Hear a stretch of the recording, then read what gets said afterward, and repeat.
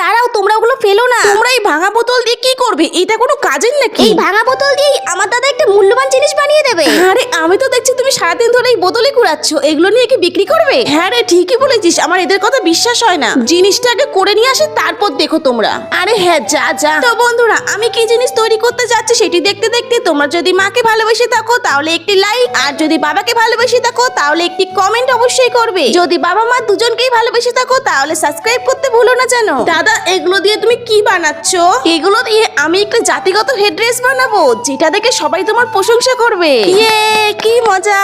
আসলে বন্ধুরা, বোনের স্কুলে একটা প্রতিযোগিতা আছে, তার জন্য এটা আমার বানানো। বোন চলে এসো, এটা তৈরি হয়ে গেছে।